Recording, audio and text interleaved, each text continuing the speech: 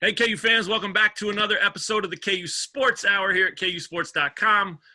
I'm Matt Tate, and I'm with my guys, Shane Smith and Benton Jackson. I think you might have botched that. Did I? Let me look at my driver's license just to verify. Did I? Okay, yeah. Well, still, that game last night just took it out of me. I'm still out of sorts. I mean, just a game in the 50s. A slugfest. I mean, obviously it forced me to mix up your last names. I just don't have it today. But luckily I don't have to have it. So that is Shane Jackson, and that is Benton Smith on their IDs, government-issued IDs. It's official. We were geeking out. Me and Shane were geeking out on Twitter about how much we love college basketball. You are? Yeah. Best sport ever. I think it was about 22-21 late in the first half when we were kind of having some fun with that, but just blown away. A lot more entertaining, you know. Yeah, right. For a game tight games down the stretch, at least give you that those final minutes become a lot more entertaining and watchable. Absolutely, for a game in the 50s, it was way better, and from a competitive, from a enjoyment standpoint than most games in the 50s. I mean, it wasn't like we were watching. Who would be a good Minnesota? Although they're pretty good lately, aren't they? Who's the worst Big Ten matchup you can think of? They're all good right now. Nebraska against. I was thinking K-State versus anybody. That's true. How they can get some ugly basketball games going. That is true. That is true. It was ugly, but obviously, if you're a Kansas Jayhawk or a Kansas fan, it was probably pretty at the end. So we'll break that down a little bit. We're going to talk some Big 12 race. It is far from a race right now, but it's going to be a race all year, both to get to the finish line as the champion, but also to get through it with COVID still lingering. So that's interesting. And then we'll let Benton do a 5-minute recap of KU's early signing period. I know he's really excited to do that. Spoiler though, Benton, I don't want to give away, your whole take and everything you've prepared for this segment, but I'm going to give these guys a spoiler alert. Okay. KU likes their class. I know. We were just talking about that before we started recording. Can you believe it? Never happens. No, it never happens. They're always like, these guys suck. But these guys, according to Les Miles, this class has a chance to be special. Pretty special. Yeah. We'll see what happens, man. But we'll get into that toward the end. Let's jump into the KU Texas Tech game a little bit more. Obviously, the big story there, Ochai Agbaji. Not only the game winner, but just how well he played. Did he surprise either one of you? He's had a great start, so you kind of expect him to play well pretty much any game right now. But what he did against Tech, did that surprise either one of you? I don't think I wasn't surprised. Obviously, he was even more efficient and effective than probably he's been at any point this season, and he only really had that one bad game, right? Right. Creighton, where he was 0 for 6 or whatever it was. But I mean, the guy is just. I think we've talked about this. He's just way more confident in everything. He looks, and how many times himself said he looks like a pro when he rises up to shoot, right? Because Incredible. He's like the best athlete on the team, and now he's got that 3-point shot. That stroke is looking smooth. So I mean that's such a great weapon for them to have out on the perimeter. I don't know that any of us expected him to be the leading scorer for this team, but I mean, it's kind of looking like he's going to be that guy for them this year. I do want to say in our preseason KU basketball preview podcast, when we picked leading scorers, I said Garrett. I don't know what you guys said. One of you said Garrett. We swept Garrett. We agreed. Yeah, we swept Garrett? Yeah. Garrett. Okay, so then we went to round 2. We went to our 1A, and I did say Ochai, but only largely because none of us had said him. I was last, and we were 5 guys deep, or 5 guesses deep anyway, and so I'm not trying to take credit. I know it sounds like that, and that sucks for me because I sound like a real loser right now. But I think that was kind of the point I was trying to make was that, nobody expected that really. I mean, it took us 6 guesses to even mention his name. And I think we probably all would have said he's going to be top 3 on the team in scoring. He's just been that guy, but he does seem to have taken it to another level. Like you said, Benton, from the confidence standpoint for sure, but also just he's aggressive. I think he's that status as this is my team a little bit, that's really helping him assert himself and look to score more and look to do more You mentioned the line that Self said about, I mean, he said it before, but he said it again last night about him jumping up and looking like a pro when he shot the ball. I don't think we've ever talked about this. I'm sure it's been talked about plenty, but I don't think we've ever talked about it. But have you ever noticed the similarities in physical appearance between Ochai and Giannis? Have you ever noticed it? You haven't? I haven't. Okay. So one's like 7'1". No. 6'5". We're talking right here. We're talking just the face. Facial features. I'm gonna learn how to throw up some graphics and photos here sometime soon on these podcasts, especially now that we're doing Zoom. So bear with me. We don't have it here, but anybody listening, Benton, that includes you. Go look. Put them side by side. Do a comparison. And the reason I say that is because once upon a time, I think it was after the Milwaukee game last year, I was talking to Ochai's dad after the game, and he showed me a picture of, I don't even remember at this point if it was Ochai or if it was Giannis. I think he showed me a picture of Ochai, and I was like, "Oh, you guys went and watched him play?" And he's like, "That's Ochai." I think he calls him O. But I was blown away how much he looked like him. And then, he's obviously developing his upper body anyway. He's not going to be 7'1", but he's cut up right now, and he looks, just look at it. That's all I'm asking. Just look at it. Shane, anything? Have you looked at it? So do you think if KU decided to switch jerseys and players out that nobody would notice? Is that what you're telling me? I think I'm going to change my prediction to KU winning the Big 12 if they can do that. It works. Yeah. It's not quite as good as the Morris twins threatening to wear each other's jersey in the NBA playoffs when one of them was hurt a couple years ago, but it's close. So I think as long as it's number 30 and as long as he just bombs from the outside, if the new Ochai started posting people up, they'd probably know. They'd be like, "Oh, that's Giannis, damn it." But if he just he only dribbled once from half court and dunked. It doesn't seem like Ochai. On 5 guys. So anyway, Shane, any thoughts? We talked a little about it. Benton obviously wasn't surprised. I don't think I was totally surprised. How about you? Yeah, I don't think so. After his last game, the one following the Creighton game, when he responded by having a good game against Omaha, and I thought that was the big deal for him because, in the past you had seen, maybe if he had a bad game, but he'd have a couple bad games in a row, and then he'd have one good game, everybody'd be like, "Hey, is this him turning the corner?" And then he'd respond by, a couple bad games in a row as well, or inconsistency, I guess, in a row. And so I think the big thing for him was that he was able to immediately bounce back and put that game behind him. And that probably speaks to what Benton was talking about with his confidence. And it probably wouldn't surprise any of us now, like if we decided, hey, Ochai is going to be the leading scorer for KU. Like I bet he would be our first guess moving forward now. Yeah, no, that's a good point. And I think it'll be a hell of a battle between him and Jalen Wilson. I really do. That's kind of the one thing, we do the KU Sports ratings after the games now. And that's kind of the thing that most games it's pretty obvious who stood out and who's going to be number one. It's very rare that it's that crowded at the top. So I get it if people don't want to click on that and find out that Ochai was the best player last night. But the reason to click on it, I think, is for the season standings. You go look at the bottom and you just it gives you an idea of where guys are in terms of being consistent and consistent contributors 1 through 12, really. So those guys, I think, are separated by 2 points through 8 games now. And that's going to be fun to watch. And David McCormick, whether he goes up or down, I think he's right in the middle now, maybe 5th or 6th.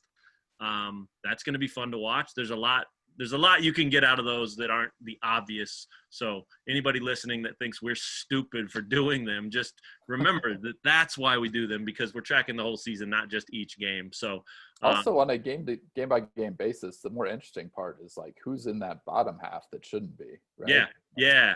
That's what you need to click on it for. I'm sure a lot of fans could, pick Ochai or Jalen depending on the night as the top guy, but beyond that, that's the tricky part. That's the tough part. That's why they pay you the big bucks to make those tough choices. You said it well. So, and they're fun to do. They take no time. You do them as the game's going and whatnot. So, when they are tough, though, they're fun. When you do have 5 or 6 guys that all played about the same and you have to decide, that's fun. So, KU's going to have plenty of those games with their balance and their depth, but I think it's really interesting that this rotation has it's very clear that they're pretty comfortable with their first 6, right? Self said that earlier this week. I mean, he said our 5 starters are who they are, and then Bryce is going to be the first guard off the bench. I think you could probably throw Lightfoot in there as obviously the first big off the bench. There aren't any others over there. So I think he's going to continue to give Lightfoot those opportunities. He put him in there real early last night, and McCormick didn't have a great game by any means, but the more you see it offensively and defensively, I think you're starting to see Self really just explain by action what the value of having that big on the floor is to this team. And he's talked about it, and it goes way beyond somebody who can score. I mean, like the perfect example of what I'm trying to say here from last night was, and Jay Billis was talking about it left and right, but the Dejuan Harris 3-pointer, right? The only reason he got that look was because Texas Tech was small and David McCormick was in the paint, and they had to put 2 or 3 guys down there to at least be around him, to bother him, so that he didn't just get easy runs to the rim, dunks, layups, that kind of thing. And by having him in there to suck that defense off the perimeter, it opened up that shot for Dejuan Harris, who's not a shooter. He's not looking to shoot, but he stepped into that one and made it. And I think Self called it the second biggest shot of the game. Did he say that afterwards? It was the biggest play of the game up until Ochai's game winner, I think, was how he rephrased that, right? Okay. Yeah. So yeah, right. And it was with like 4 minutes left or something, I think. Yeah. So, but anyway, that's something that's jumped out at me, because it's real easy to look at the production and the numbers and the 3 of 10 shooting and only 3 rebounds, and people I know, fans on Twitter, are saying, "What the hell is he still doing out there? Why is McCormick playing? Blah blah blah blah blah." But I think it's important to remember that those types of things are, at this point, as much of a reason as anything. And whether that works out or whether it's the right way to go or not remains to be seen. But I'm going to trust Self. I think he proved that again last night, and I think that he'll go away from him if that's the right move too. Yeah, it's also surprising to me that like a defense would be sucked in to worry about McCormick, right? Very because I mean, he hasn't been that productive inside, and a lot of times you would almost prefer him getting the ball in the post and like shooting over a double team or whatever decision he might end up making, because that's better for you as a defense if you have McCormick taking a low percentage shot. But yeah, and I don't know, I feel like teams are playing off of Harris too, right? Like they're not going the severe like Marcus Garrett strategy where they're just like inviting him to shoot. But I mean, it's at times we've seen teams kind of do that with Harris just because he's not a proven 3-point shooter yet.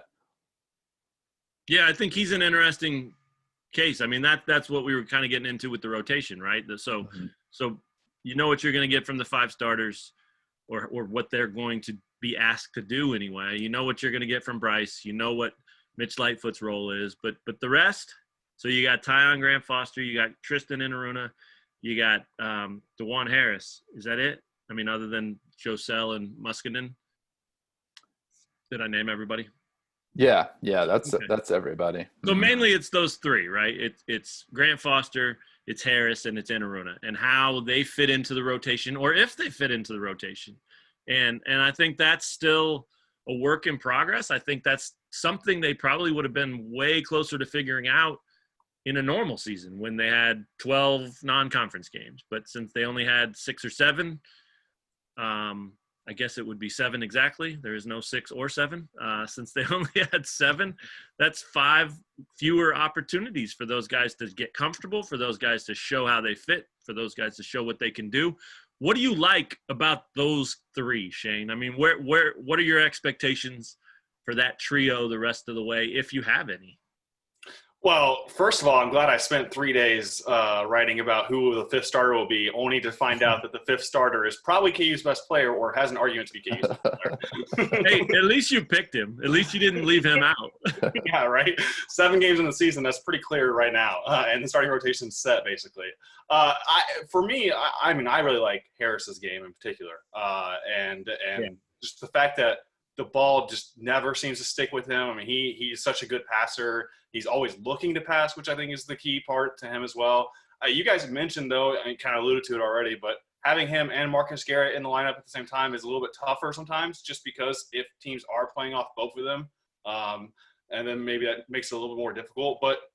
And so when Marcus Garrett is playing as many minutes as he has in certain games, then maybe it's tough to fit Harris in there as much. But I mean, in particular of those three, he's the one that stands out to me because I really like his game. Yeah, I think there's I mean, you keep hearing, I mean, Self said it this week. The potential is there for Inaruna and Grant Foster to be two of their better players come February.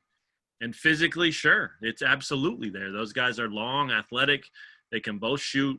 I mean, they have a lot of game, but we got to see that emerge before you know if it's even coming. And we've seen plenty of guys in those shoes that never came, right? They never figured it out in a certain season anyway, and it just was sort of untapped potential. But I think Harris is a guy that has the arrow trending up and is a guy that you can easily see, hey, he's going to have a role. He's going to – I mean, look, he was in there playing that zone against Tech for at least half of the time they played that zone down the stretch. And, I mean, it was him and Ochai up top or him and Garrett up top at times. And that's a pretty big moment for a redshirt freshman still figuring it all out. So there's obviously a lot to like about that. Benton, what'd you make of the zone? I wrote a whole separate sidebar on it. Really last night I wasn't tired and I just kept going and had that thing posted at 2 a.m. or something. And I love doing that because when games are fun and they give you a lot to break down, it's a lot of fun. And sometimes you just keep going. I think, was it the Kentucky game we talked about, Benton, where I was still writing at 4 a.m. or whatever? Yeah, no, it was you were just writing for 72 straight hours, if I remember correctly. Yeah, right. So just Jägermeister and coffee nonstop.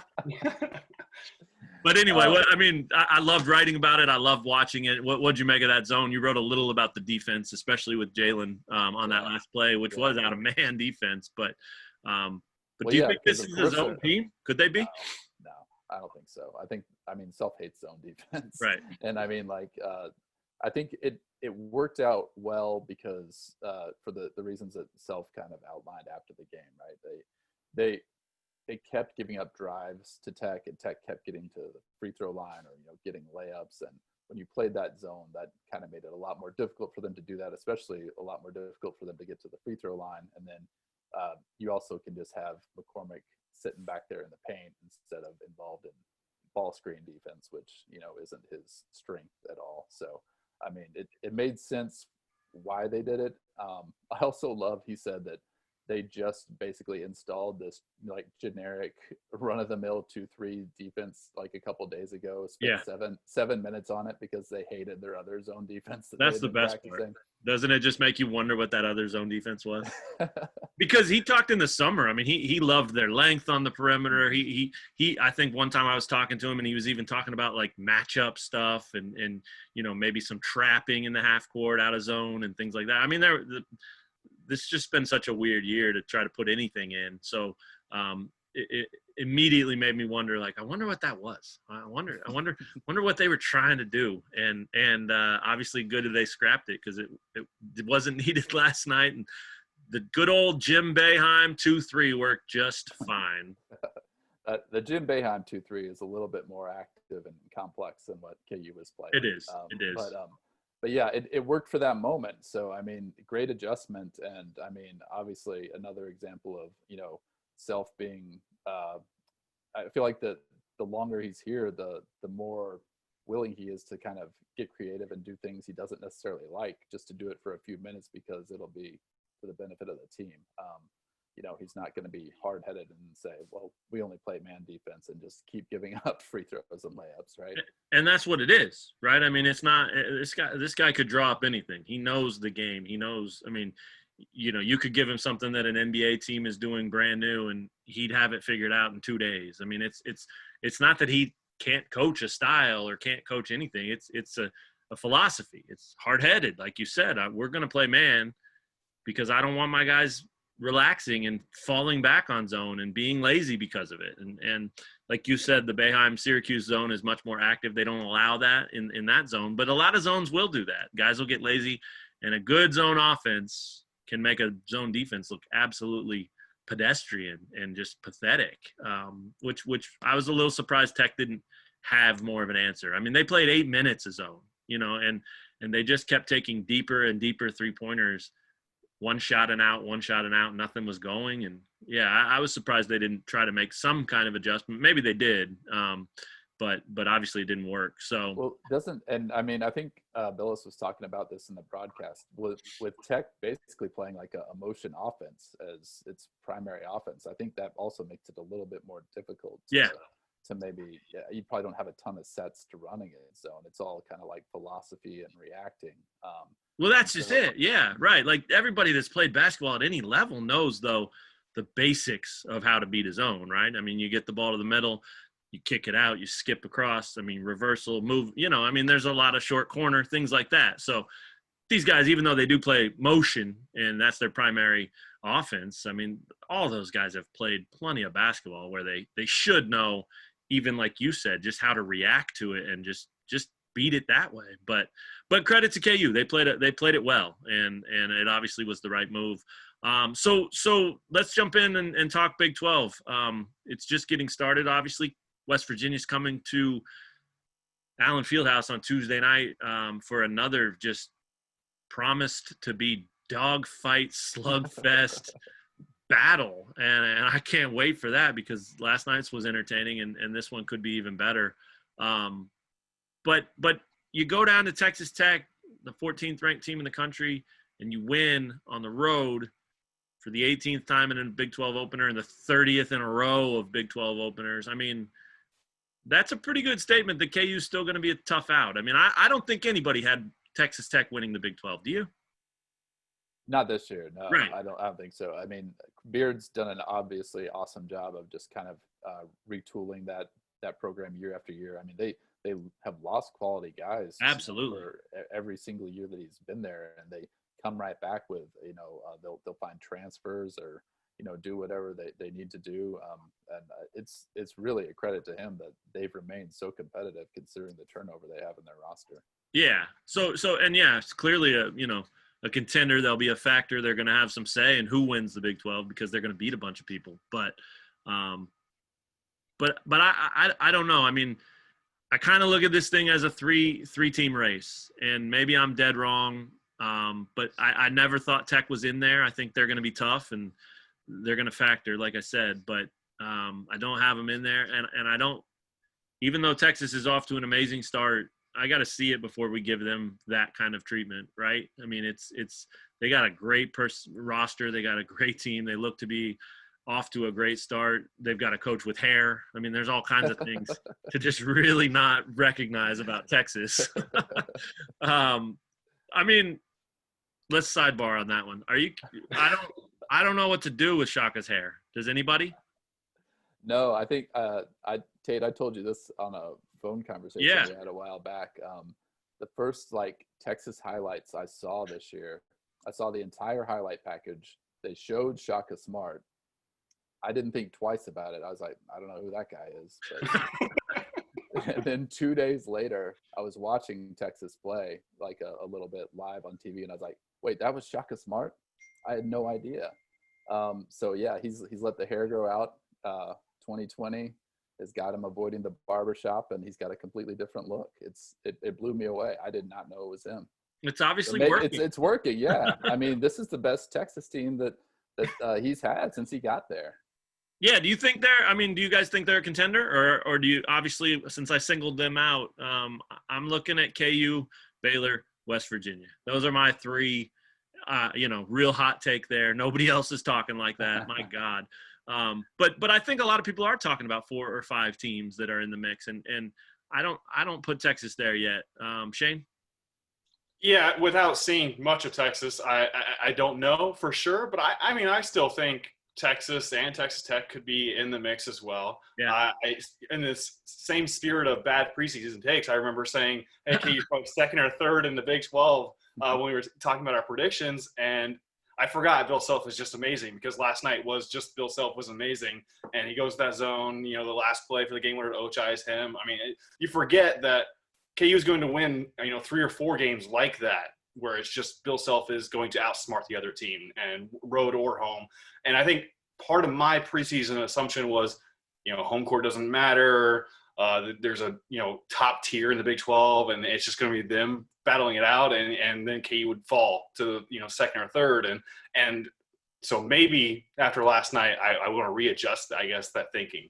Yeah, I don't blame you. I mean, it is easy to forget because you take it for granted because he's been so damn good. I mean, they're 4-0 in games decided by 4 points or fewer this year, but that's just scratching the surface over his career at Kansas. He's got a really good record in those types of 5 points or less games, and he believes in himself, and his players believe in him as much as anything in those moments. So what's interesting though is how, let's say Jalen Wilson doesn't play defense as well as he did on that final possession. And let's say Texas Tech scores there and they walk out of there with a big-time win over number 5 Kansas. The conversation today or in the 24 hours following that game would have been Kansas could finish 4th or 5th in the Big 12. They only scored 58 points. Oh, my God, what's going on, right? I mean, it's just amazing how one shot on each end, but, a matter of seconds completely changes the outlook for thousands of people. I mean, it's just incredible. And I think what you've got to remember and what we've all probably learned over the years is that it's 18 frickin' games, man. The Big 12 race is not decided in 1 week or 5 games or 2 games. I mean, you got to show up start to finish and you got to be good. And there are a lot of teams in that mix that we talked about that are good. But it's going to be really interesting this year. We mentioned COVID a little bit ago, right? So it might not be an 18-game grind this year. It might be 14. And so I think that reality, 14 or 15, everybody loses a few games because of quarantine or whatever it is.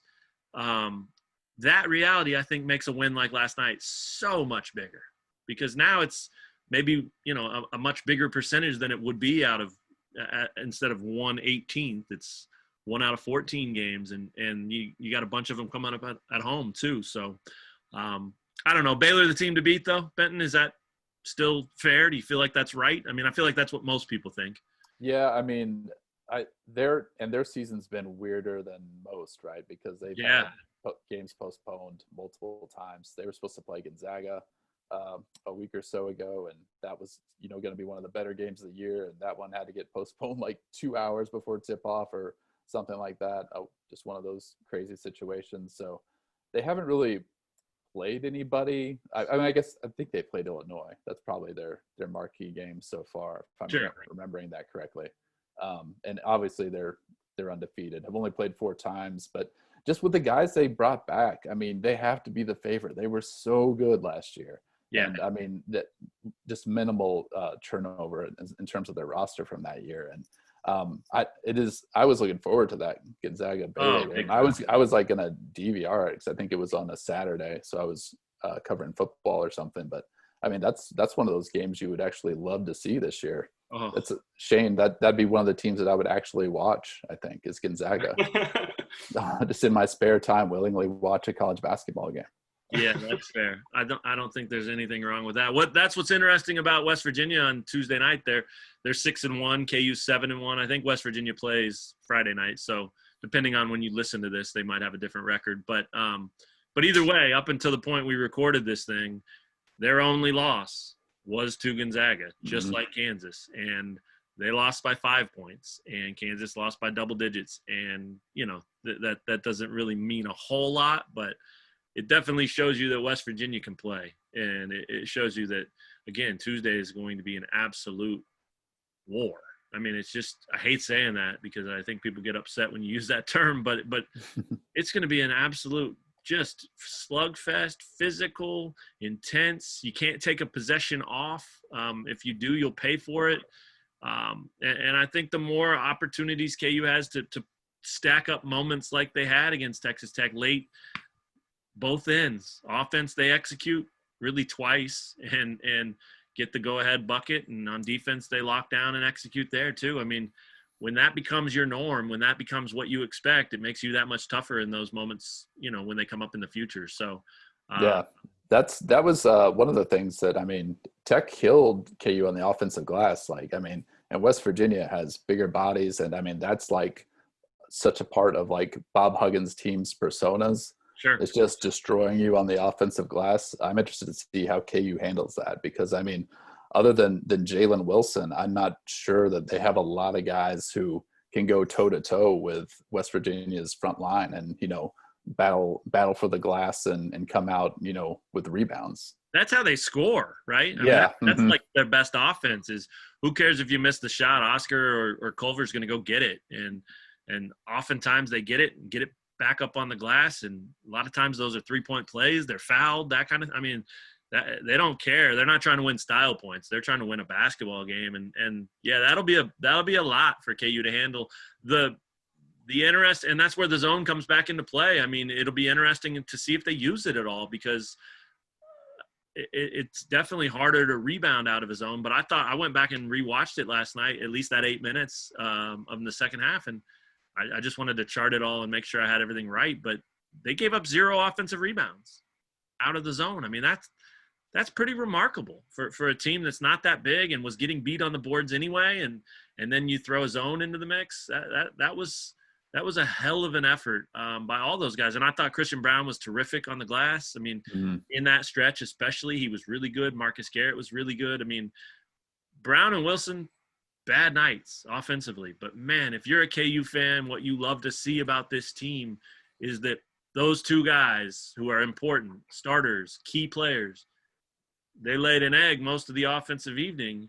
And then when the game's on the line, they both made a play to win. I mean, that is why, if you're a Kansas fan, you get excited about this team, and why you think, or why you should think, that their potential is really high, because that's not easy to do. I mean, especially for young guys, that is not easy to do, to stay plugged in like that and still go make a play. So big time win, big time effort, a good primer for what's to come in Big 12 play. And yeah, I mean, they played Tuesday against West Virginia, and then obviously are off for a little while for the holidays and stuff, but they get right back into it January 2nd against Texas in Lawrence. I mean, let's lock that one up too. That'll be another battle. So lots of good days ahead, lots of good basketball ahead. It's just getting started. Benton, let's finish off with a little bit of football conversation. We promised the people we would. We can't just, I mean, as much as you might want to, Shane, you might want to also, we can't just end it and not talk about football. So let's talk about Sam Burt coming back.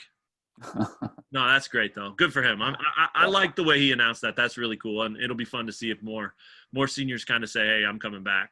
But you know, Sam Burt made his announcement not about him at all. It was about, I want to come back and help do my part to build this culture. So that's what they need, and I feel like that's what they think they got with this recruiting class. It seems like, you know, of course, every program in the country likes their class, but it seems like they feel like that the group that they sign will actually, in addition to being talent that they can play and use, it'll actually be guys that can help kind of move that culture in the direction it needs to be too. Am I reading that right?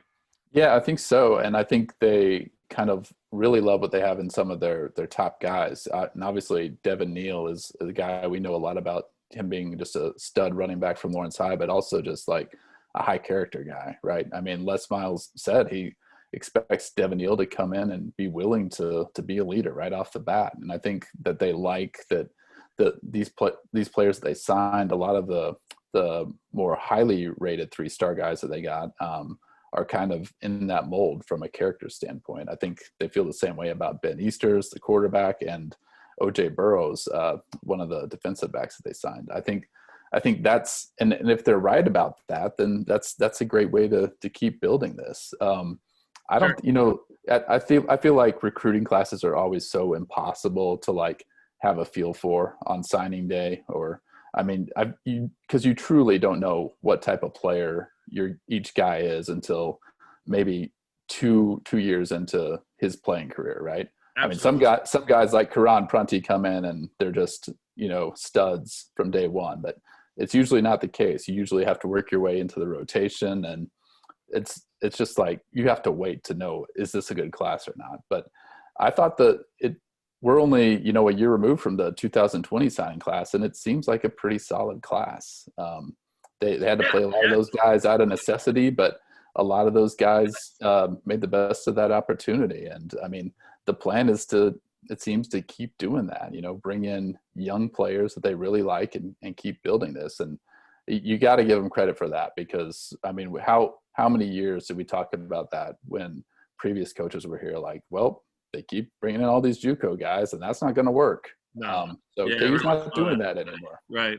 Yeah, that's a good point. And I think that, I don't know, man, you know, you write these stories when these guys commit or when they sign, and I mean, I'll be completely honest, especially after this season, the way it unfolded, 0-9, rough games up and down the board. Every time a kid commits to Kansas or signs, I'm just kind of like, wow, why is he coming here? Like, you know, what he wants to play. Yeah. I mean, it's probably mostly that, right? But I think there has to be more. I mean, like, yeah, I think they like the coaches. I think the coaches do a good job of connecting with the players and their families. Right. You know, Les is great at that. Brent Dearman is great at that. Emmett Jones is great at that. They've got guys that really do a good job on the recruiting front, and that probably allows them to bring in better players than they should be getting. I mean, they might all be 3-star guys, but I mean, that's who you gotta get. Yeah, that's your pool. So if you're getting the best you can get out of that pool, you're doing your job. Yeah, I think that's a great point. I think that's why I said that, because I think that I think these guys deserve credit for being able to talk kids into coming to Kansas. I mean, it's like, it's no guarantee, you know, like there's no guarantee you're going to get any talent here, because the playing time's available, but who wants to play and lose 60-10 every game? I mean, that's what this decade has been about. And so for these guys to convince these kids, not JUCO guys, not grown men, you know, kids, for them to convince them that, like, hey, come do this with us. It's going to be good for you. It's going to be good for the program, and you're going to love it. And the fans are going to love you. I mean, like, that is no easy sell. And I know each year, no matter how good or bad they are, they're going to end up with 25 new faces, because you got to sign somebody, and they're going to find guys, you know, and they've had to move on from big time talents that they wanted to get. And, you know, you just move on. I mean, like Amani Bledsoe, right? That was big time Lawrence High kid, ended up at Oklahoma. It was down to OU and KU. They had a real shot at him, and he picks Oklahoma at the end of the day. Well, they moved on, and you know who they signed instead? Isaiah Bean. Right. I mean, Isaiah Bean, talented in his own right, didn't do much here. So that's part of it. You know, you have to sign guys, but I do think that this group is really showing that they're connecting with the guys they are signing, and this group of coaches, that is. And I think that means something. I think they deserve credit for that, because it is not at all an easy sell. Shane, what jumps out at you about this class? I know a lot of people were freaking out about not enough O-linemen. I think most fans wanted 20 offensive linemen because of how bad the offensive line was. But there are a few, and I don't know that any of them will start or play right away, but you don't want that, though. You don't right. want a true freshman starting on the offensive line. Great point. Yeah. So, I mean, I think the guys they got are good. I mean, I think they like them anyway, and they fit. But anyway, Shane, what jumped out at you about the class?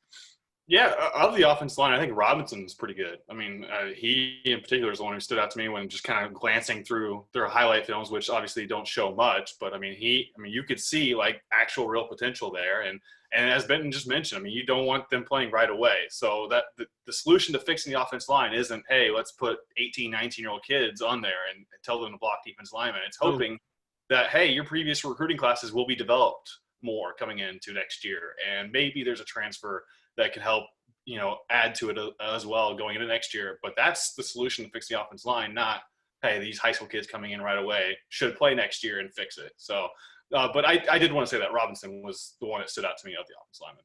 Yeah, Benton, people want to know, man, the departures in the portal. reason to panic. I mean, I think if you're KU, you can spin it a certain way that doesn't sound like that, but you're not KU. So what do you tell fans? I mean, should they panic about that right now? I feel like the only guy who has left that was surprising to me was Stephon Robinson. Yeah, right. I thought just because he's a guy who got hurt. It was kind of the circumstances that kept him from playing this year. I mean, he barely played because he was dealing with injuries early on and then had surgery. And he's I thought he would come back. So that was surprising to me, but none of the other guys who left, I mean, Andrew Parchment had no interest in playing here again. I mean, if you watched the games and saw how little they were able to involve him, yeah. Why? I mean, this guy's trying to go to the NFL. Why would he come back for more of this? He also didn't have a good year, and it wasn't just his fault. Right. But it's not like a devastating loss, right? I mean, like, you didn't lose a guy who just caught 100 balls or something crazy like that. I mean, like, he's talented. I'm not knocking him at all. But yeah, to me, I mean, I never thought Parchment was coming back. So that, to me, right. I'm like, okay, wait, do you think Puka's coming back? Sorry. Didn't we talk on the podcast after he opted out that he would enter the draft? That was the clearest thing ever, and we made it clear minute one, and people were still surprised when he didn't. So anyway, I didn't mean to cut you off there. No, that's okay.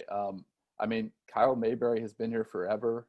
I don't blame him for wanting to try to find somewhere where he can maybe play on a winning team in his last year of college football. And I think that's what's going on with Stephon Robinson too, right? Yeah. I mean, like, I don't think he has anything against KU. I think he just wants to, experience something different before his football days are over. I think that's where he also probably still thinks he has a chance to make it as a pro. So you want to be able to go somewhere where you can really maximize that opportunity to showcase your skills. So to me, the moment that I would start panicking if I was a KU football fan is,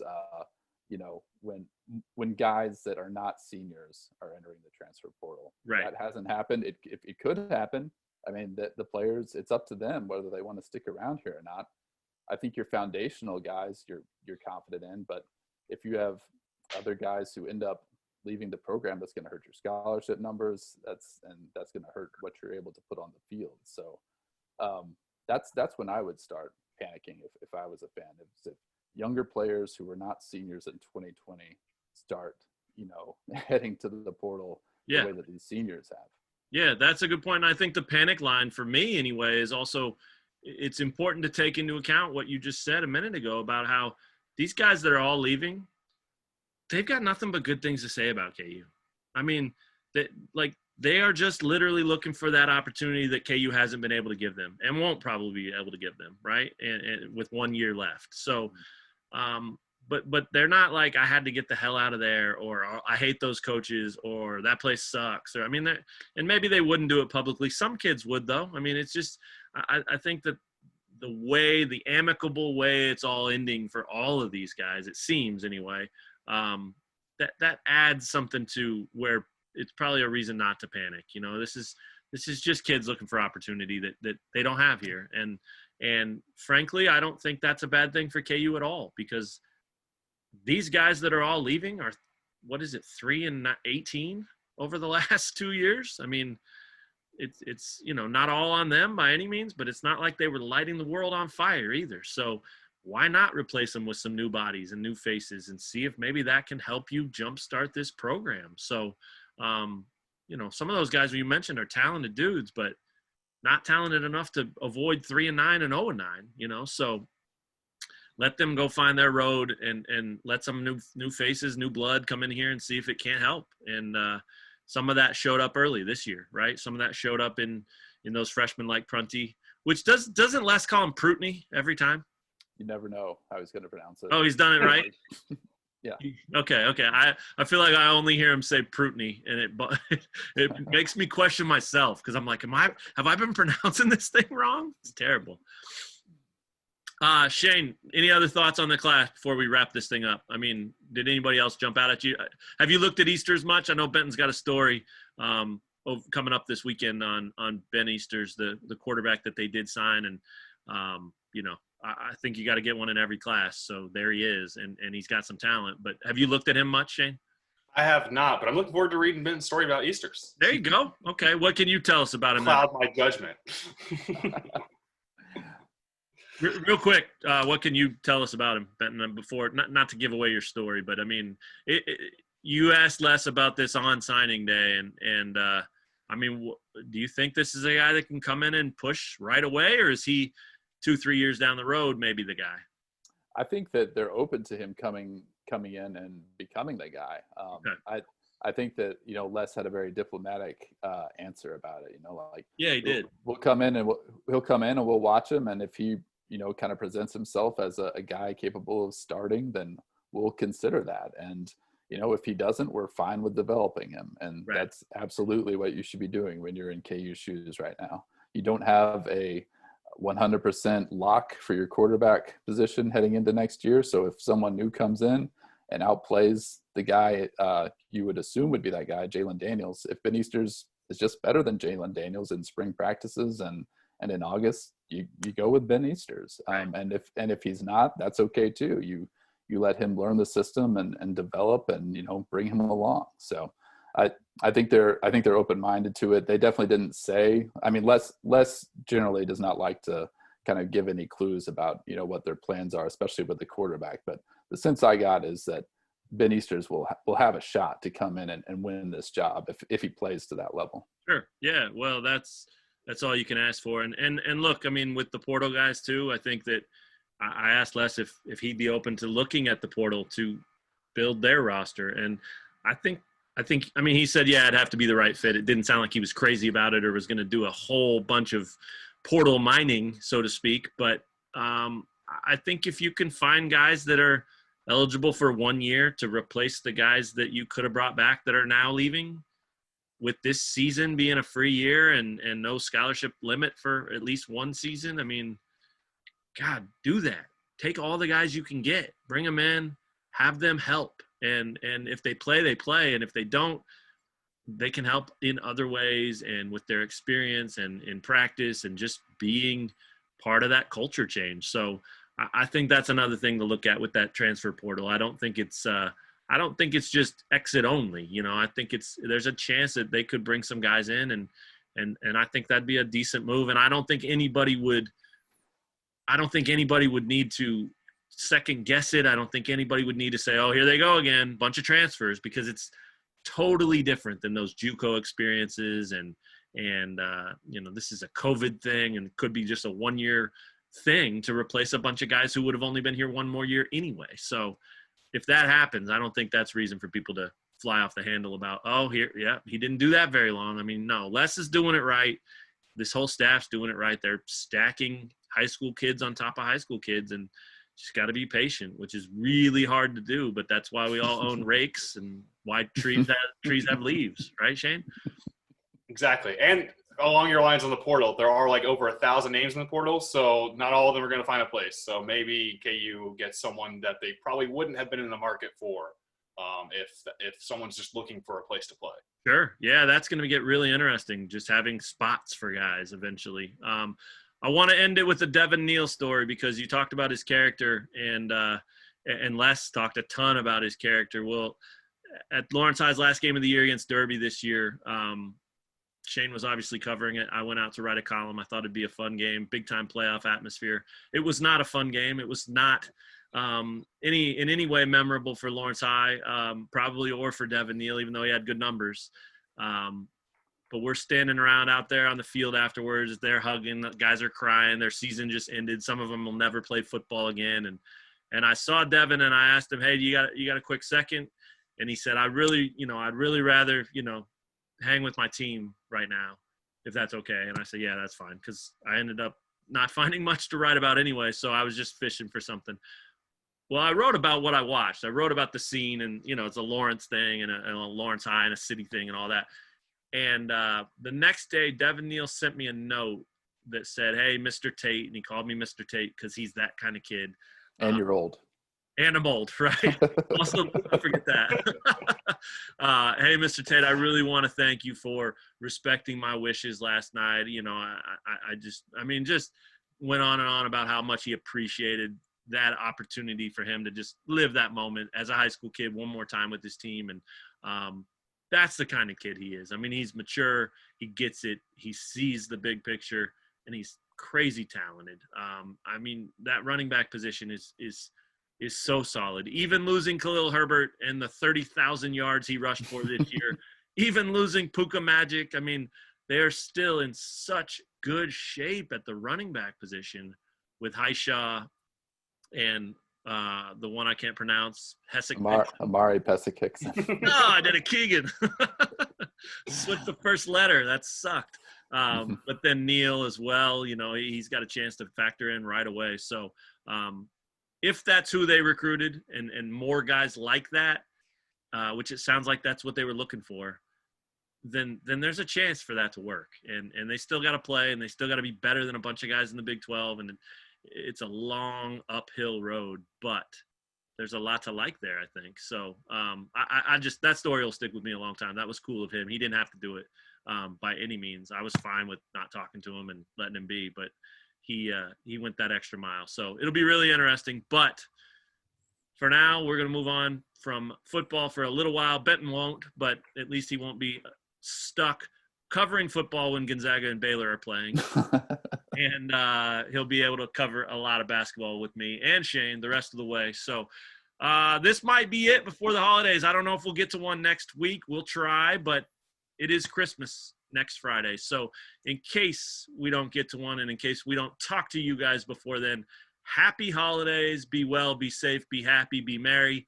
And check out all our coverage at KUsports.com of some big-time KU games coming up real soon, as well as more stuff from Benton, including that highly anticipated Ben Easter's feature that Shane cannot wait to read. I'm going to have to rewrite this thing now.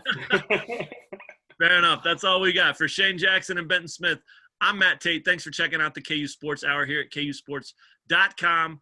Happy holidays, and take care of yourselves, everyone.